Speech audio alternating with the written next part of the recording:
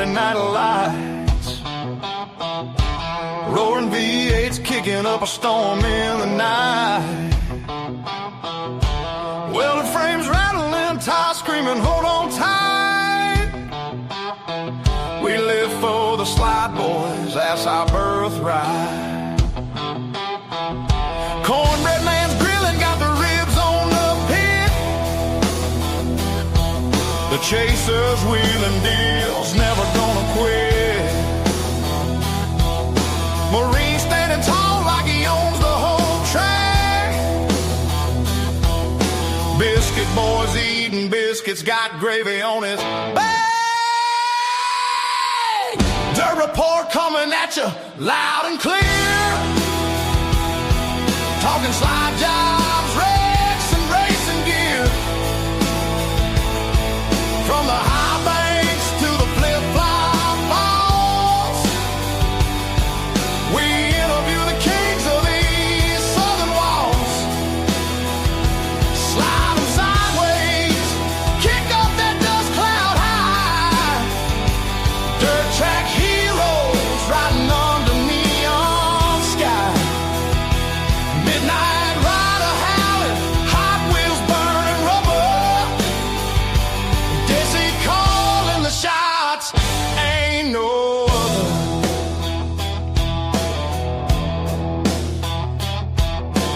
Hot Wheels spinning donuts just to show his flair. Midnight rider sneaking past like he don't care. Desi's got the mic asking how'd you wreck so bad. They laugh and tell stories about the times they went mad. We got moonshine wisdom and tire smoke tales. From late model flying to street stocks on rails. Biscuit boys yelling past the hot sauce, y'all. While Marines planning strategy, standing 10 feet tall. The report coming at you loud and clear. Talking cautions, checkers, and racing fear. From the heat races to the feature grind, we bring you the truth from the dirt track mind. Slide 'em sideways, let that clay fly free. Southern racing soul, that's our pedigree. Cornbread man laughing, chaser closing in tight. Dirt report forever, race all night. Yeah, we might talk about that time Biscuit Boy flipped 3 times and still finished. Or how Hot Wheels claims he meant to do that. Marine says hoorah every time someone hits the wall. And Desi, she's the boss. Don't cross her, y'all. Dirt report, turn it up, let it roll. Dirt track stories, we got plenty more. From the backstretch brawls to the victory lane kiss, we live that red dirt life, can't get enough of this. Slide 'em sideways. All right, we're coming in. Broski Bear, thanks for being here. Oh, how nice to say. I don't know if that's true or not. Oh, he needs a link. Paul needs a link. Broski says Dave is cool. All right, you're talking about email, I guess, or Facebook, I guess. We kind of came in just a little early, but I guess you're not home yet. Let me take care of this real quick and take care of Biscuit Boy. You know, you got to take care of your boys. If you go to the racing thing there, Paul, you'll find your link. Just pull up the messenger for the racing group, and you'll have it. If that don't work, let me know. All right, Dirt Report in the house. Almost 6 p.m. Eastern Standard Time here on this last day of March. Yeah. We're flying into April. Yeah, we are. And we are excited tonight because we have greatness in the house. And I'm not talking about the chaser. Thanks Just a lot. kidding. No, we have some great folks here. And we want to say, first of all, glad Daryl's back. I'm glad you're feeling good enough to be in the house. I know you've been under the weather. And Desi, and we'll get to y'all later about how the job went today. We got to check on that. Mm-hmm. The Marines in the house. Paul be coming in. But Claude Haggerty was with us from north of the border in Canada. And we're going to talk about a lot of stuff. And we thank you for coming on with us, sir. And we're looking forward to all the future events we're going to do and connections that we'll have. Thank you so much for being in the house with the Southern Patriots podcast. My pleasure. And, I've been on a lot of podcasts over the years, and that was one of the coolest intros I've ever seen. So kudos. Well, thank you for that. That's a new song. I like to drop. Nobody heard that in the group but me. So they were all hearing it for the first time. So they were facial expressions, except Daryl. Daryl always has the same. He's got a great poker face, although he doesn't play poker. But anyway, thanks for that. We appreciate it. So tell us about Claude. We're all learning. We just learned something before we went on the air. Tell us about Claude and a little bit of background for you. Then we'll just dive in and tackle it from whichever direction you would like to go. I grew up in 4 foster homes. I stuttered most of my life. I stuttered so bad I couldn't even say my name. And yet I had these big dreams of becoming a world famous magician. I wanted to be like David Copperfield, Siegfried and Roy. And I realized for me to go out and to do what I wanted to do would take hundreds of thousands of dollars in investment, lighting and sound equipment. And I wanted to work with tigers and lions and jaguars and have tractor trailers and all these big trucks. And I realized that in order for me to have it, it would be very tough for me to be able to finance this through my job. So back in 1981, I attempted my first sponsor deal. I walked into a local business trying to ask for $100. Back in 1980, that was a fair bit of money. Yeah. And I walked in, stuttered my way through the presentation, and the man said, "How much is this going to cost me?" So I tried to say I could do this for $100. But when you stammer, those are hard words. So I said I could do this for $100. And the man looked at me. My heart was beating like this. And he said, "Young man, it took a lot of courage for you to come in here. I could see that, how hard this was for you. I'm going to give you what you asked for." And he made the check out for $400. That was my first sponsor deal right there. I was so petrified. I'm asking for $100, and he made it out for $400. Wow. And I was so petrified by that, I said I would never do this again. I would never walk into a business and ask someone for money ever again. I would never do it. But, I was working back in 1980 for $4 per hour, trying to finance my dreams. And for me to earn $400, I had to go work for someone for 100 hours that I just earned in 15 minutes. Yeah, I stuttered through the whole thing. But I kept asking myself, what made more sense? Working $4 an hour or earning $400 in 15 minutes? Same outcome, same pay. What would get to my dreams faster? So I put my big boy pants back on, and I kept going out and meeting more sponsors and more sponsors.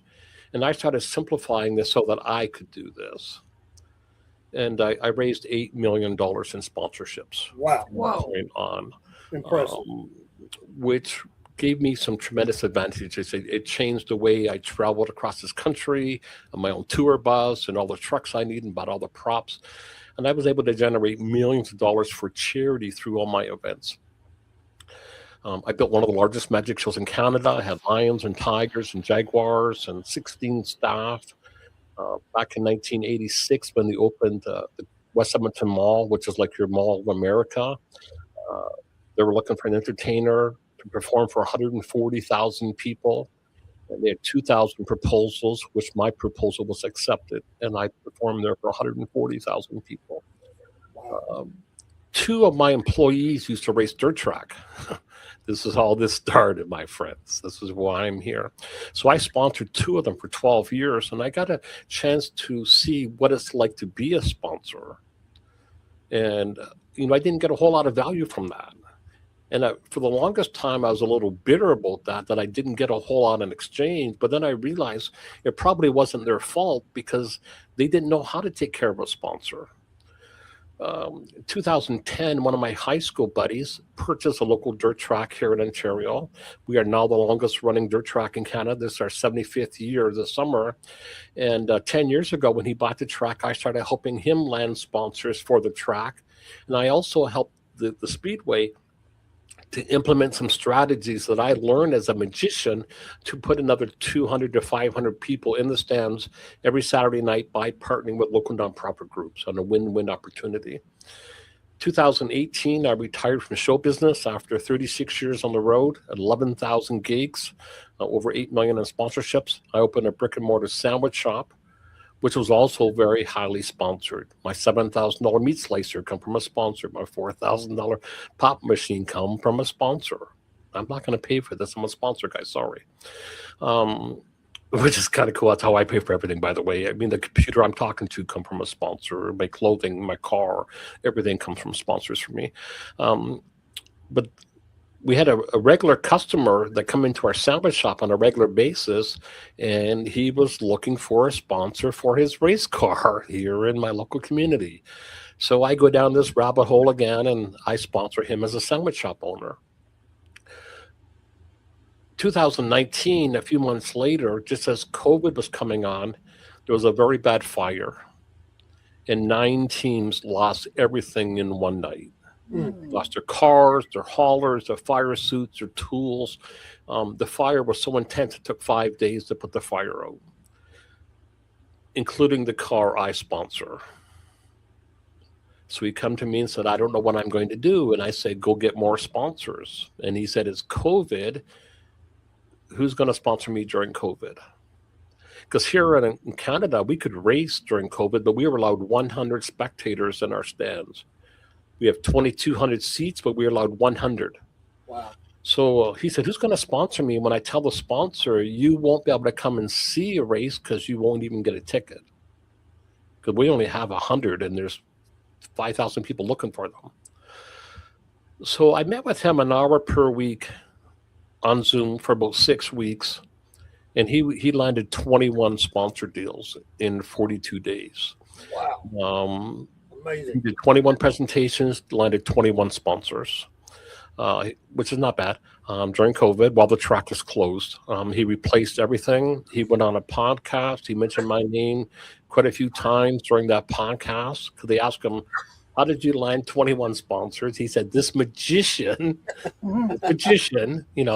showed me a different way of looking at sponsorships. And when I changed the way I looked at sponsorships, man, the pieces just fell into place.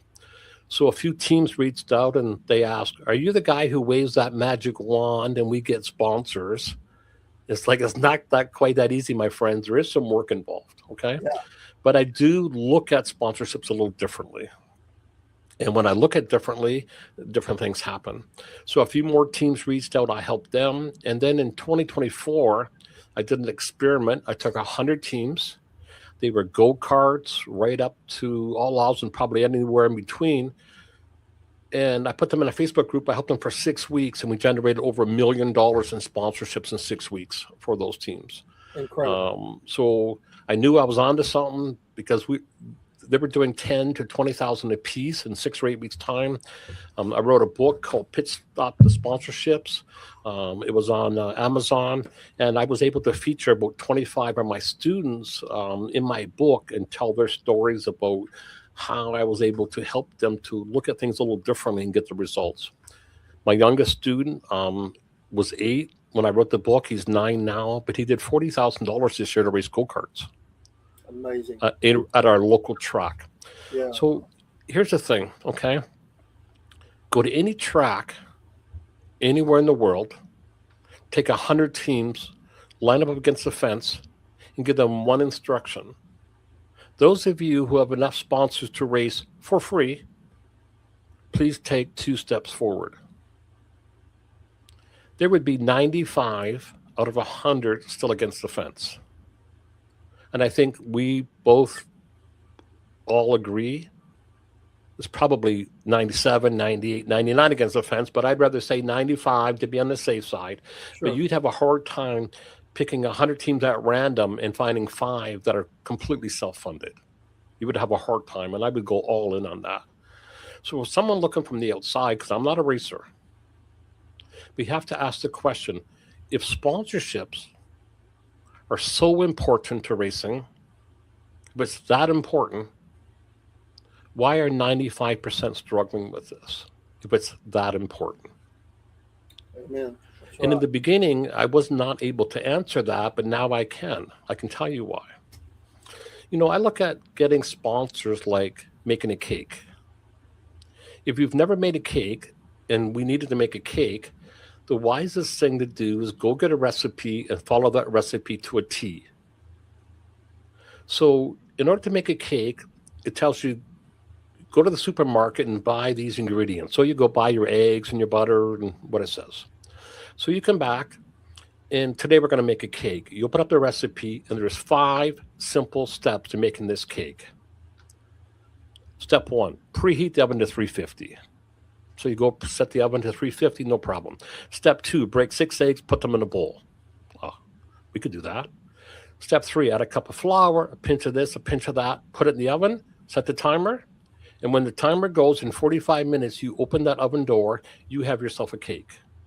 And any one of us could do that as long as we could read those simple instructions and then do what it says. That's Plain right. and simple. Yeah. But here's the thing. Let's say for whatever reason, we decide to skip one step. So let's say we skip the first step. We don't turn on the oven. Do that later. You could do step 2, step 3, step 4, step 5. And when you open the oven door, no cake. Because that first step, kind of important. Okay? Let's say we don't break the eggs. We just say we take 6 eggs out of the carton and put them right in the bowl. Don't even break them. When that timer goes, no cake. That's right. If you don't add the flour, if you don't set the timer and you go check on it 6 hours later, probably no cake. Those steps are super simple. They're super important. And not only do they all have to be done, they have to be done in the right order. Okay? You mix up any one of those steps, no cake. That's right.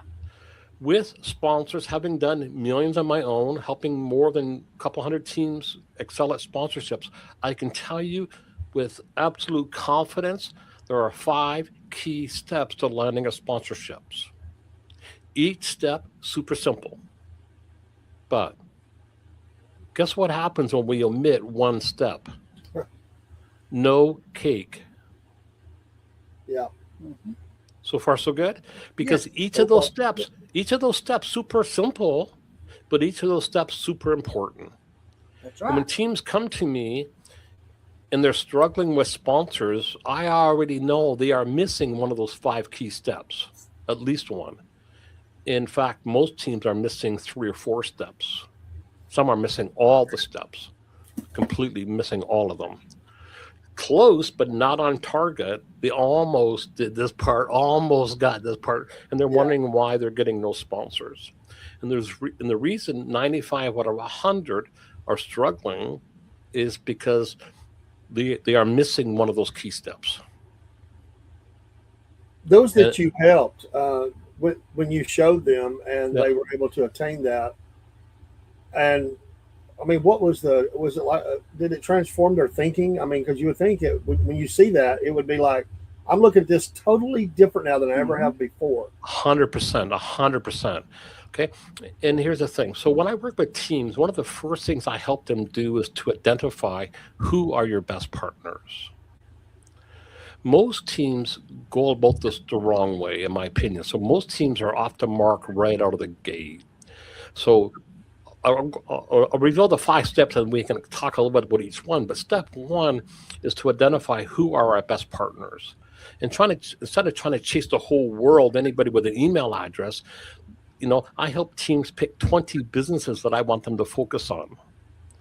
And these 20 businesses, 75% of them will not only move forward, but these 20 businesses will write you a check within 72 hours of you being there.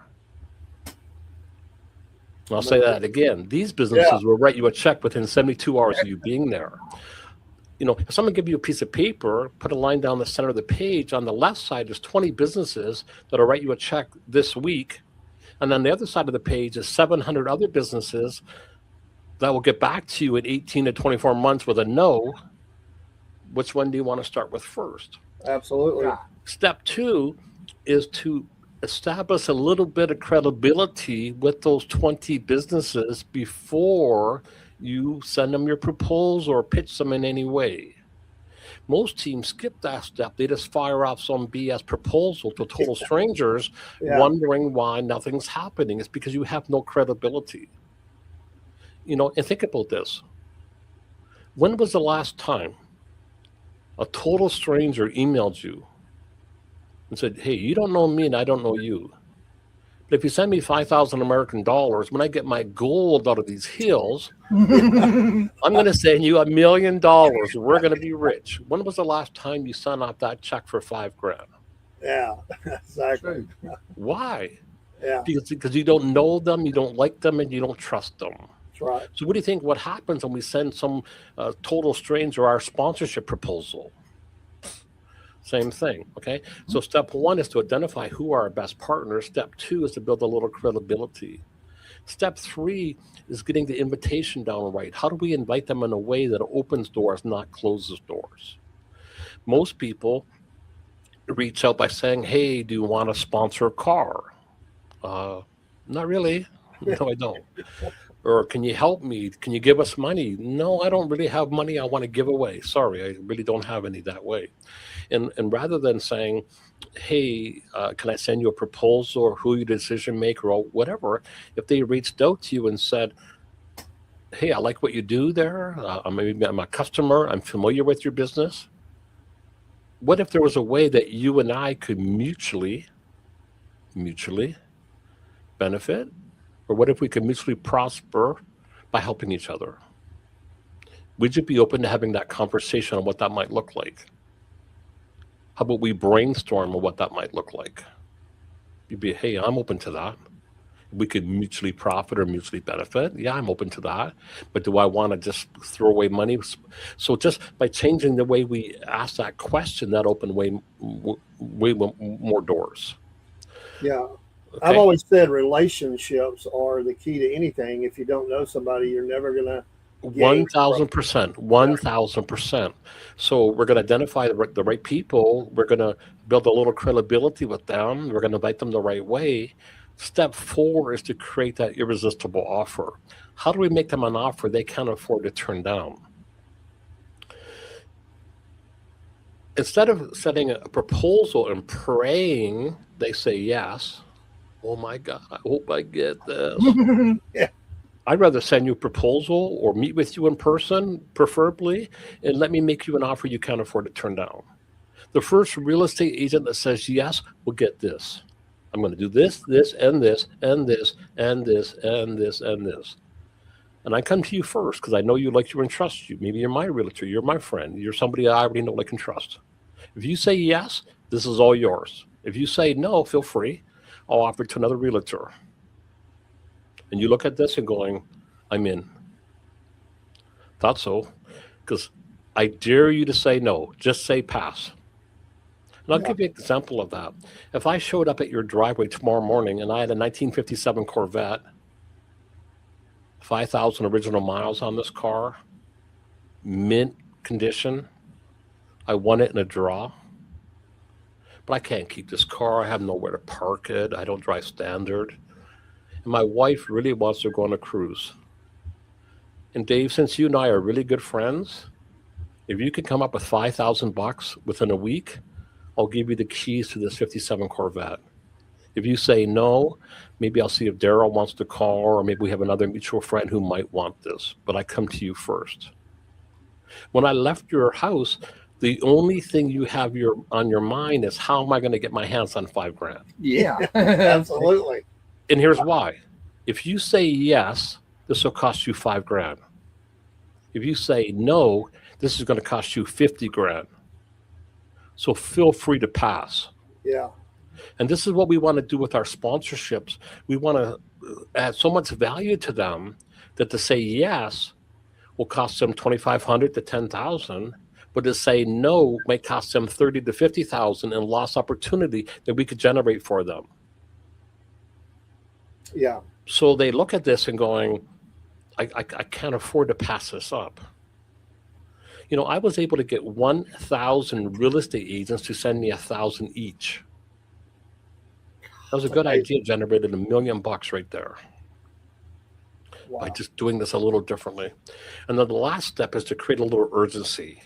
We got to create urgency without pressure, because nobody wants to be pressured into doing anything. So we identify our fresh fruit, we call it. We build a little credibility. We invite them to have a look at what we got going on. We create that irresistible offer, and we create a little urgency that the sooner we get started, the sooner we can mutually benefit by helping each other. And that's it, those 5 steps. Yeah. And what I do is I help teams to understand that and to implement those strategies so it makes sense for them. And I've got a lot of students who, you know, are generating $400 to $1,500 per hour for every hour they spend on sponsorships. So I've got a lot of teams that's done 20 to 50 grand in sponsors, and it might have taken them 10 or 15 hours of their effort. Which is well worth that journey. Yeah. Exactly. So, So yeah. that's No, I love it. So that's kind of what I do and how I do it. But we can talk about any questions you might have on this concept or this process in any way, but certainly here to help anybody I can here. So Yeah, and you, when you started out, what you said is so true. I mean, everybody talks about it. Some call them sponsorships, some call them partners, business associates, or whatever, but it's the same thing. Mm-hmm. And you know, some of them have done very well, but there are tons of them, like you said, that are not fully paid for. So there's money coming out of their pocket, Mm-hmm. and you know, and I hear this a lot as we've done this series. And we've heard from some, and they'll say, I want to do better for my sponsors. I want to communicate better. I feel like this is an area I need to get better at. And sometimes even forgetting even to mention them. They'll, oh, I need to, because we'll mention, I'll go, oh yes, the sponsors, you know. Mm-hmm. And what you're saying with this is, if I hear it right, is when you're presenting to them, you're building a business case that puts it all in a format that they can Mm-hmm. see that value, and then you're living up to the terms of that agreement, so that it's taking you down a journey. You don't have to say, oh, I need to think about my sponsors, because you're already doing that. It's already in the plan, exactly. built in. Yeah, you know, I'd also like to comment a little bit on proposals, right? 99.9% of every sponsorship proposal I've ever seen sucks. I mean, that's just straight up. Okay, one of the biggest things you could do to advance your sponsorship career is to take your existing sponsorship proposal and probably burn it. Don't send it out, because you are leaving thousands of dollars on the table. And I'll tell you why. When you do a sponsorship proposal, many times, you know, we go to the internet and we go to AI and we generate these proposals, or we go to a graphic artist, which is pretty much the same. And many teams have spent $500 to $1,000 on their proposal. Many of these proposals look like $1 million. They look pretty slick. But it's like taking a $20,000 paint job on a $500 race car. It looks amazing, but there's nothing under the hood. There's nothing that's going to perform. And when push comes to shove, you're soon going to see that there's nothing there. These proposals, they're using these templates, and yeah, they change the pictures or the colors, but the meat and potatoes are all the same. You go through. Many times I feel like calling up some of these race teams and going, okay, is this your proposal? And they'll say, yes, it is. Good. Turn to page 5, the third paragraph, read that out loud. Now tell me what that means. What am I getting? What does that mean? Mm-hmm. They're like, I have no idea. I didn't think so. It sounds pretty good. Most proposals, I call it the me, like me, right? Because everything in there is, I did this, I did that. I have top 5. I was 12 times I was on the top 7, and 3 times in the top 10, and I won the championship. The sponsor looks like that. Who gives a crap? Right. Who cares? See, their favorite music or their favorite station is WIIFM, which stands for What's in It for Me. Yeah. Right. Yes, right. That's right. Okay? So any space on that proposal that talks about you is leading to nowhere because they don't really care. They That's really right. don't. What they care about is what's in it for them. So you want to make sure that you use every inch of that to create, so they can clearly see what's in it for them. Okay. The second thing is this: when you make a proposal and you say, here's option A, package B, package C, and package D, who's to say they want any of that stuff? Who's to say they want that? Yeah. Where do we get that from? Oh, I don't know, off the internet, off some other template of somebody else who really doesn't understand sponsorships. And they send these out. They don't see the value in there because you didn't have a conversation. I'm not against proposals, but I'd rather meet with you. Mhm. Let's brainstorm on a win-win opportunity on how we can mutually benefit by helping each other. And then if you want a proposal, I'll send you a proposal based on our conversation, not what I dreamt up 6 months ago and just sent that to you. You know, how you give value to an engine builder will be different than how you give value to a realtor, which will be different than how you give value to a pizza shop. Their needs are different, their businesses are different, and how you serve them may be different too.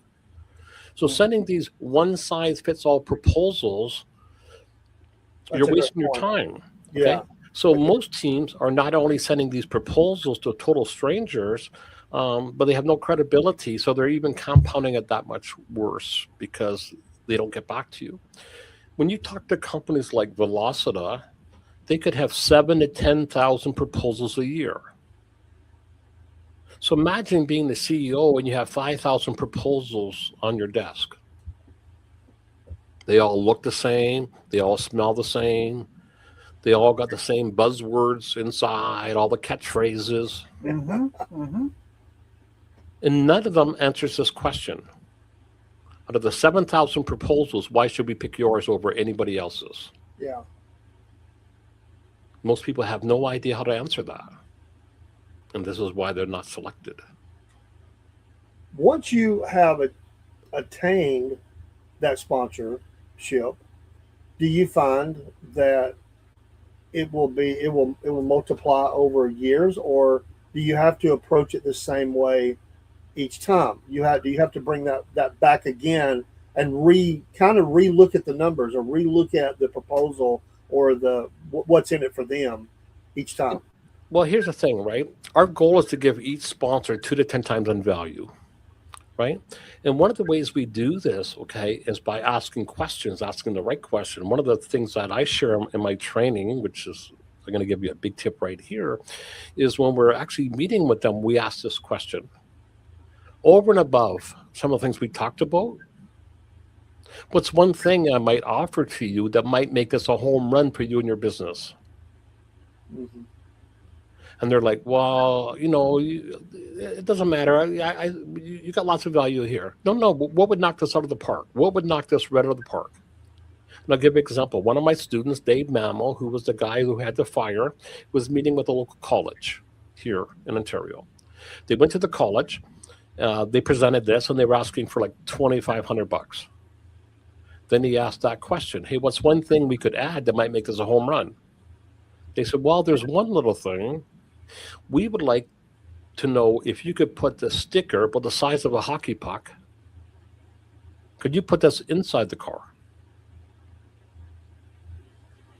He goes, I got a big logo on the outside. He goes, I know that, but our question is, could you put this little sticker on the inside of the car? That would make this a home run. So then he asked the next question that I asked him to ask. Why would that be important to you? Because I don't see it. I don't get it. They said, because we want the GoPro to pick up that sticker, but put it right by the gauges. So when you film the race from the GoPro, we want that footage to show our sticker right by the gauges. Mm-hmm. And he said, okay, why would that be helpful? They said, we want to send that to Japan and Hong Kong. to attract international students here to Canada, to our college, where we teach high performance engines. And that would be extremely valuable to us. And not only would we move forward, we'll come out at $5,000. Nice. Okay, Yeah. that was 2019. 2020, 21, 22, 23, 24, 25, 26. That call is still on the car. By asking that one question, he generated an extra 15,000 or so over and above. And had he not asked a question, he may not have landed the deal at all. Had he sent some BS proposal, it probably would have been sorry. No thanks. Don't see the value. You did not have that conversation. So I think many times we, and I'm included because I struggled my first 5 or 10 years with this, I sent out emails and proposals because I was just chicken shit to go talk to somebody. Yeah. Whereas if we just go in and meet man to man or lady to man or whatever it may be and chat on how you may benefit by helping each other and going from there, you're going to get way more sponsorships, my friends, way more. When you started out and you mentioned, which I appreciate you mentioning, because so many people struggle with different things that make them make it difficult or insecurity or whatever. As you did these deals, as you started, you got your first one at $400. Yeah. But did repetition help you overcome that, or was there other things you did to overcome how that was petrifying to you to ask and to be, someone who stuttered?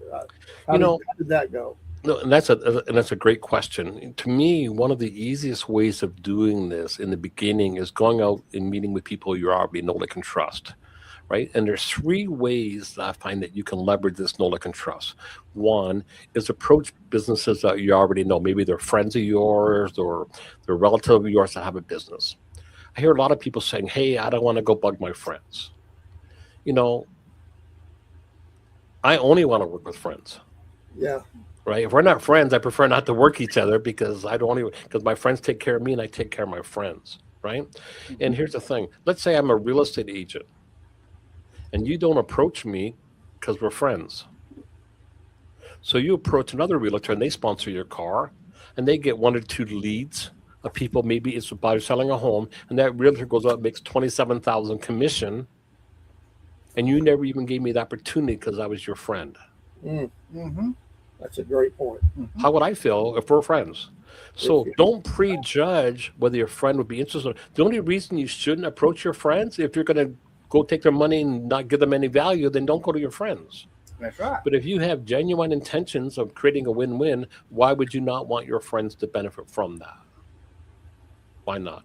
At least give them the first opportunity. Hey, this may not be for you. That's okay. But I respect you enough that I wanted you to see this first. If you like it, maybe we'll do something. If not, we'll offer to someone else. But I certainly want to make sure that if I'm going to promote a dentist or I'm going to promote a veterinarian or I'm going to promote a roofing company, man, I want it to be you because of our relationship. That goes a long ways. The second way that many teams kind of fall short on is a friend of a friend. Mm-hmm. Okay. Do any of you gentlemen know a realtor quite well?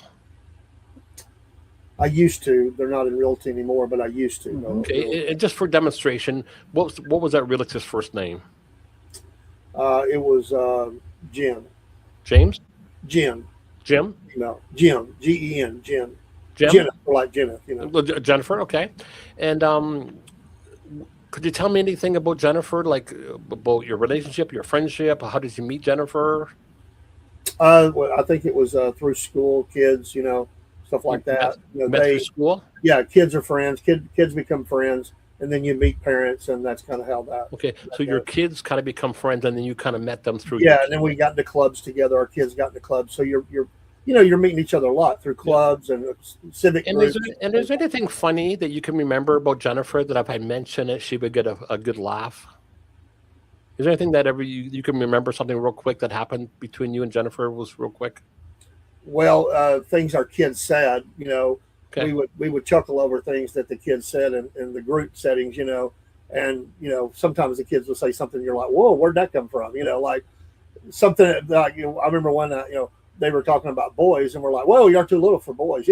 We had granddaughters, their daughter, my granddaughter, so Awesome. And just so you know, a thunderstorm is going right through here. So if my power goes out, I disappear. That's why. But Yeah, it's not the magician thing. You just yeah, look yeah, at not what's a going. that was a good one. Here's the thing, okay? And what's the name of the town that you're from, or Jennifer's from, or state? Well, we would just say the Chattanooga, the greater Chattanooga area here in Okay. Tennessee. Yeah, see, I've never met Jen, but I could call Jen right now and say, "Hey, Jen, you don't know me, and I don't know you, but we got something happening in Tennessee that's actually going to benefit a local realtor." And when I mentioned this to a local friend, a mutual friend, this mutual friend thought of you right away.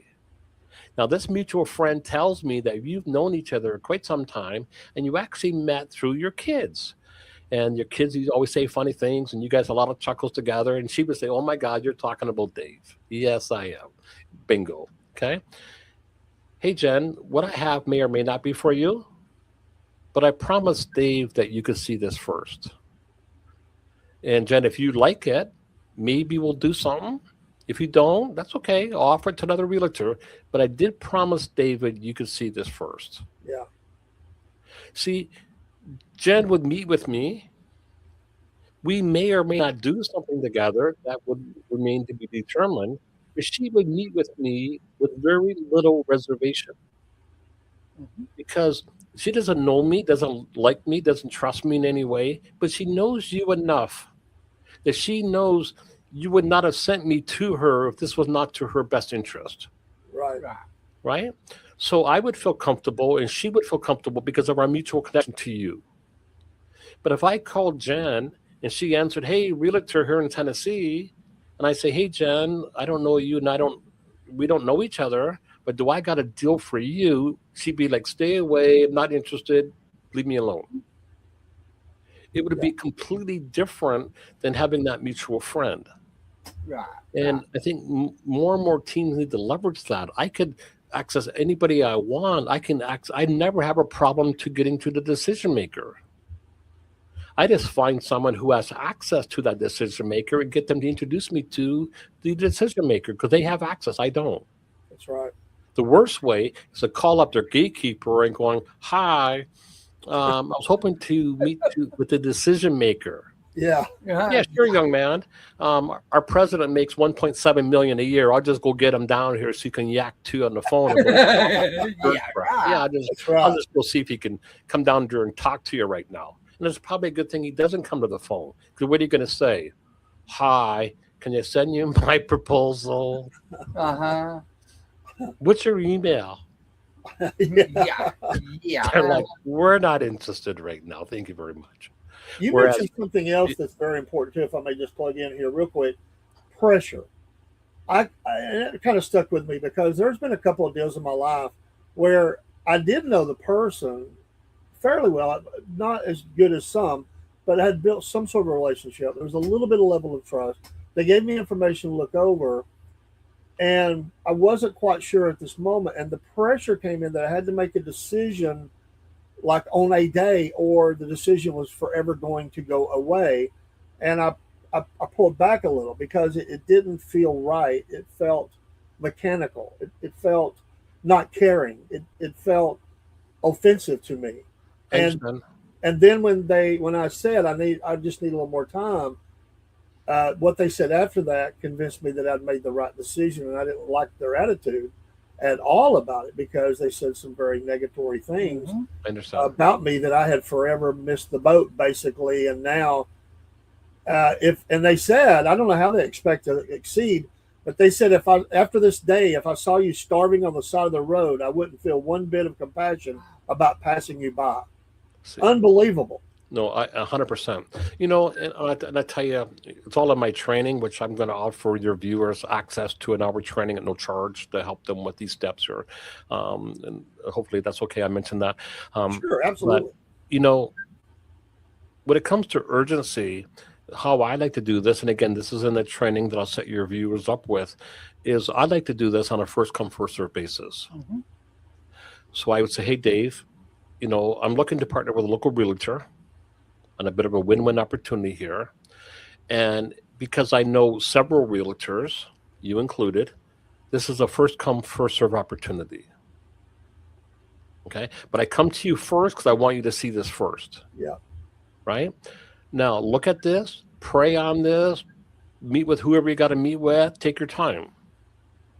And when you decide this is right, you come back and see me. And if this spot for a realtor is still open, this is all yours. Because it is first come, first serve. Sure. Right. Right? And this way, I'm not pressing you, but the same token, I'm not going to wait 5 months for someone to get back to me because I already mentioned this is first come, first serve. And I'm looking for one of these or one of these or one of these or one of these. And it will be first come, first serve. I have no problem giving someone some ample time to think about it, but it is first come, first serve. That's Yeah. right. And that's business. And that Right. And that way it's That's fair for acceptable. all because, Yes. I agree. right? Absolutely Yes, acceptable. Yes. Yes. Right. What do you say to someone that because of what you overcame, what do you say to someone, any one of us in this room, if we have a difficult time starting the conversation with Okay. someone, what tools can they use to push forward through that? Like even if it's a friend, they're going to a friend, how would they? Because we've heard this from drivers who say, I have a really hard time here, but coming on your podcast really helped me to overcome. And now I'm speaking out more. I'm going on radio shows. We just heard this recently, and they said we want to thank you, but they said I always had a hard time speaking to potential sponsors because I felt inadequate to even speak. You know, I understand. And again, this is all my training, which I'm going to set you up with. But here's the thing, right? I call it HOT, HOT, which stands for honest, open, transparent. And if you're honest, open, and transparent with those you're speaking with, it goes a long way. For an example, when I was talking about my friend Dave, who the car was on fire, and we landed those 21 sponsors during COVID, right? When we approached those sponsors, we said, hey, we don't know when this car will be rebuilt. We don't know when. We're being open, honest, and transparent with you. We don't know how long this is going to take. 2, COVID is really playing havoc with racing. And to be totally open, honest, and transparent, we have no idea how long COVID is going to last. Right now, there's only 100 tickets available. And to be open, honest, and transparent, you probably won't get one. We're being open, honest, and transparent with you. And this is happening, open, honest, and transparent. But if you can help us to do this, this is what we'll do for you while we're building the car, ever how long that's going to be, who knows. When the racing resumes, this is how we're going to take care of you. And this is how we're going to help you after the season. If you can help us to do what we need to do. And 21 for 21 says, we're in. We're all in. Why? You didn't come in here and try to snow us. You didn't try to fake us till you make it. You come in here open, honest, and transparent. You put your cards on the table. You told us where you're at. You told us what you need. And you also told us what's in it for us if we can help you to pull this off. Who else would you rather do business with? Right? They come in face to face and said, this is where we're at. So if you're new, if you're nervous, go in and say, you know something? I've never done this before. I've never presented this way. I am a little nervous, just so you know. I made myself some notes because I don't want to forget anything. I'm going to put them right here because I don't want to forget anything important. Is that okay? Because I'm a little nervous here. They're like, cool. And because I'm a little nervous, I've never done this before, I come to you because we're friends. And if I'm going to promote a realtor, I'm going to promote you, Dave, because I like the way how you do business. You're my realtor. You've always served me and my family well. And if I'm going to promote anybody to my followers and my friends and my fans, I want to promote you because of the way you do business. And I'd like to kind of present this to you for practice. If you have any tips on how I can improve, I would love to hear it. Because I'm just being totally open and honest and transparent with you. When you go through that, 75% of them will write you a check. And they might even give you some tips that might help you perfect this. And if you struggle a little bit, they're going to encourage you on because you were so up straight with them. But if you go in there and try to fake it or BS them somehow, it doesn't come across the same either. You know? Yeah. I stuttered through my first $5 million in sponsorships. I stuttered so bad. But I went in and said, yeah, I stutter, but I'm trying to make a difference. And I'm trying to change the community. And I'm trying to help other people like me. And if you could help me, I want to make it worth your while. Let's talk about what that might look like. Amazing. Yeah. And I Yes, like the yes. idea that, and I've heard this through, Paul's not in here. I hope he can make it because through the Ascending group, I've heard that terminology there about I need somebody to speak to and practice to as well. I mean, that helps me Mhm. to get better. If we never do business or not, it helps me Right. to get down the road and I can get better at doing, I'm new at it or I'm nervous about it. So I like that. The way you said hot. I'll remember that. Yes, yeah. Honest, open, transparent. And just say that throughout, and I want to be brutally honest with you here. And this is why I'm telling you, because we're friends and I want to make sure we're on the same page here. To me, that goes a lot further than trying to fake it till you make it or make it up or Yeah. try to fake that you're, and it's not about asking for help. It's about creating win-win opportunities where you mutually benefit from. Hey, I don't want to ask for help. I don't want something for nothing. We certainly don't want a donation. And I see so many teams out there saying, can you give us a donation? Can you help us out? Can you send Yeah. us money? Every little thing helps. Hey, stop asking for donations. Go create win-win opportunities where you mutually benefit by helping each other. Right. I like that. I would I take also like the way you said the notes. And I've done been on a lot of interview teams. And one of the things we stress to interviewees that are coming in, this not BSing it or faking it, it's okay to come with the notebook of notes that you think, you know what, because I want to remember something, I want to get it right. And on page 5 here, I've got something I need to share with you, but is it okay if I read it? As a person interviewing, I always say, yes, please. I want you to share that because I want to give you the full benefit of being able to do as best you can in this interview, which that's the same thing. It's just a little bit different way, but you are introducing yourself, that one side, and then showing that other side what we can do mutually together. And so I would feel more confident if they had notes in front of them to make sure, hey, I don't want to miss these points right here. These are very important. And because And I'm nervous and I've never done this before and I don't want to miss something important, I think that's important because how many times you leave something, you go, oh, I forgot to mention one of the most important things, which goes back to your ingredients for the cake. We've missed an ingredient, and it might have been the selling point that I needed to make this happen for both of us. Exactly. I think that is excellent. I love everything you're saying. Amazing. I mean, you're the one that's done it. I haven't done it, but it perfectly aligns with what things I've heard and experiences I have, and so I appreciate that. So tell our listeners how they may be a team, maybe different ones. How can they approach approach you? What steps can we give to them to go forward? And they're liking what they're hearing. Like I'm looking for something like that. And I tell you, here's what I recommend. And we can post a link below this interview, but go to EZsponsorships.com. And on the EZsponsorships.com, near the top of the page, you're going to see a 1-hour webinar, 1-hour seminar I did a few months back that was sponsored by Velocita. If you use the coupon code, capital V, capital E, capital L, FREE, so VAL free, VEL, FREE, all in upper caps, the price will be reduced to $0. Compliments of Velocita. And in that, it was about an hour and 15-minute seminar. We edited it down to 58 minutes to take some of the small talk out of there. But in that 1-hour seminar, I share those 5 steps and I give you points on each one, which we've talked a lot about here, but there's still a lot more to share on who to approach, how to approach them, how to initiate that conversation. We talk about that irresistible offer. We talk about creating that urgency. And we'll give this to you free of charge. I've had many, many, many teams generate 25,000 plus just from that free seminar, didn't pay me a cent, and I'm okay with that. At the end of the seminar, you have 3 options. 1, forget about it. Just keep doing what you're doing.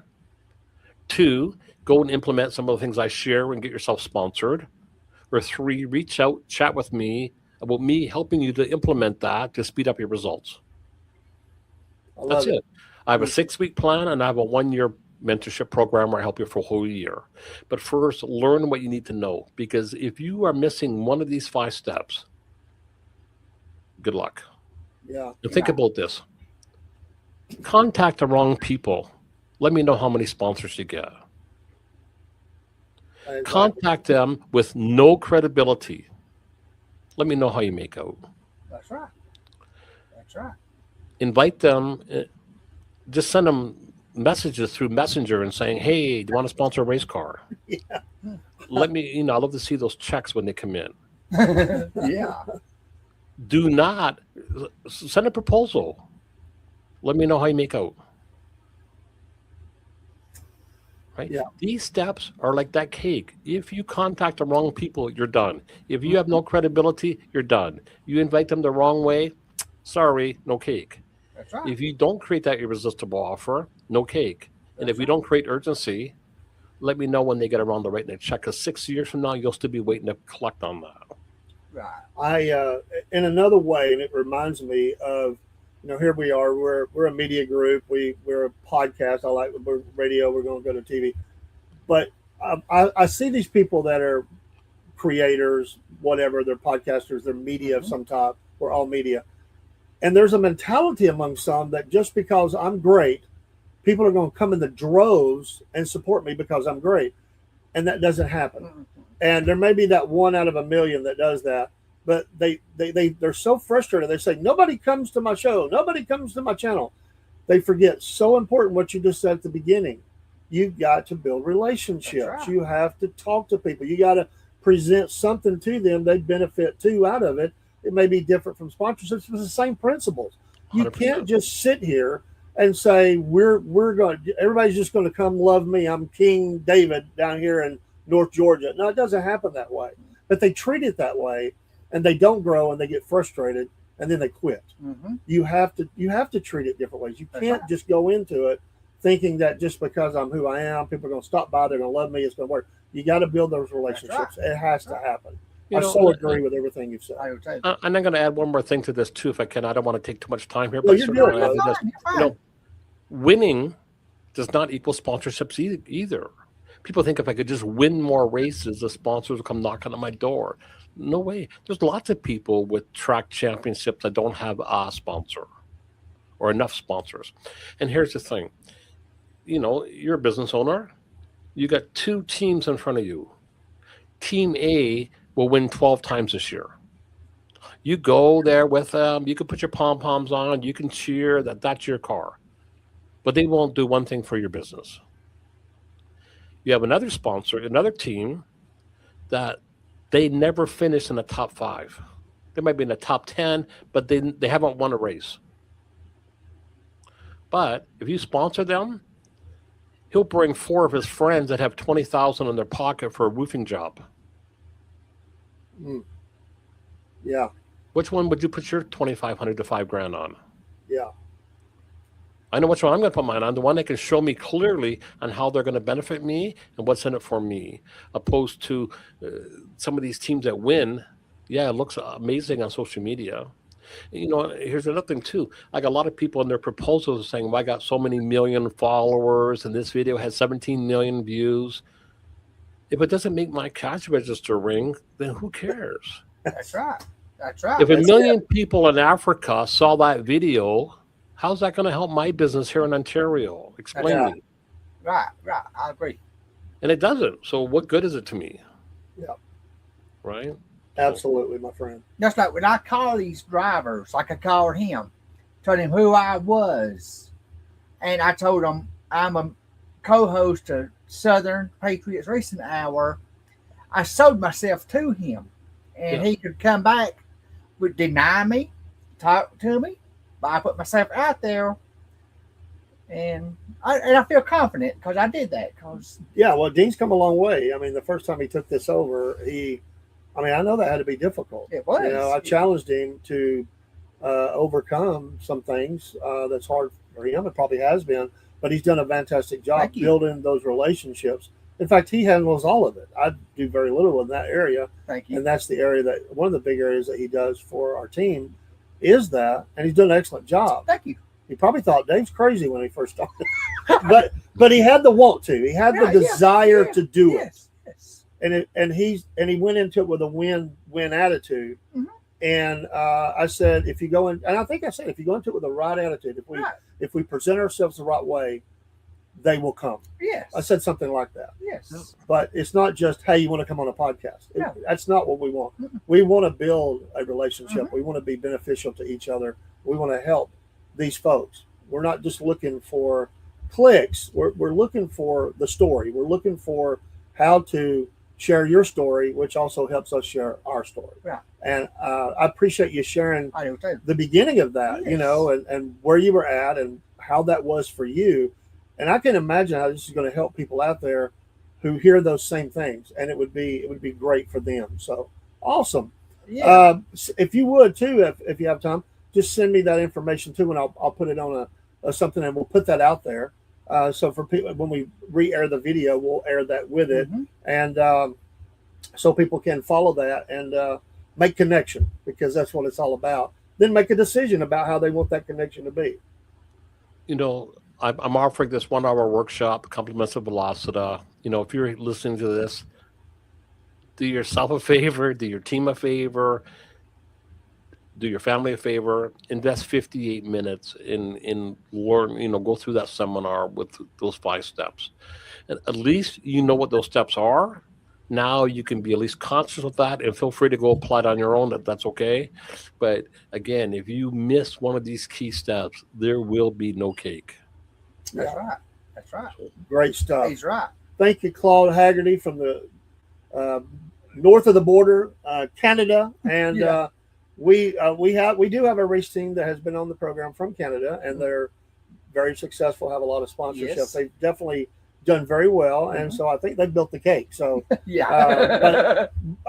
we hear this a lot, and we want people to get help, and I hope, Right. and I know that it'll be a help to them if they'll reach out. Yes. So thank you so much, and you're going to be back on the show. Yes. We're going to talk about some young drivers and stuff, and so Claude will be back Mhm. with us, and I want this to be an ongoing relationship Right. Yes. between us and you and others that we can come in contact with and network. But we thank you so Right, much thank you. for giving us some of your precious time here on this Tuesday evening. I appreciate the invitation. I appreciate meeting all of you, and I love racing. I love sponsorships. I love helping my friends. And I think racing's in big trouble. Oh, Teams are throwing in the towel. Yes. It's hurting everybody connected to racing. All the suppliers lose, the tracks lose, the fans lose, all because people can't afford to keep doing this. That's right. And I've helped so many young families where they have young children that race and have a lot of talent, and they help them go out and land what they need to race absolutely free of charge. And I take a lot of pride with what I'm doing here and my contribution to racing to make racing again. Velocity has helped me so much, and I really appreciate all the help I have helping more teams. So in being on this podcast is certainly helping me to help more teams do what they love. So I will be forever grateful for being here and the opportunity. So. Oh, in our Thank honor, you. we're glad to do that, Yes. folks. And we'll conclude the Dirt Report, and this will be a standalone show that we're going to put back out there. We'll drop down for just a minute where music will end the show, and then we're going to come back up as SFP Racing Hour, and we'll talk a little bit of racing and chit chat about some things. I think Dean's got some notes he wants to share. Yes. And again, we'll get the information out there. If you didn't get the chance to jot that down, if you would say the address one more time, sir. EZ, and I'll probably forget here, but I'll let you mention it because I'll forget. Yeah, it's just easysponsorships.com, all one word, easysponsorships.com. And you'll see the 1 hour workshop. It's $97. If you enter the code or apply the code, capital VEL, free, like Velocita, VEL, free, all caps, that price will be reduced to $0 for you to do Amazing. one Wow. seminar. Go through it, take the 58 minutes. Either go apply it on your own or ask me to help you further, and I'm okay with either one, really. Awesome. Thank you so much, sir. We appreciate you being on with us, and we'll be talking to you soon. And we hope you have a great evening. And the weather's beautiful here. I think rain's on the way. And you had a storm, so we're Sending glad. it your way. Sending it your And way. I want you to come back and talk about Yeah. the magician part too. I want to hear Yeah. the next show. I want to hear more about that. I find that so I fascinating. do too. But you take care and have a great evening. Thank you so much. And to our listeners, I look forward to coming back. you got it, sir. Take care. Take care. Good night. Slide 'em sideways, kick up that door.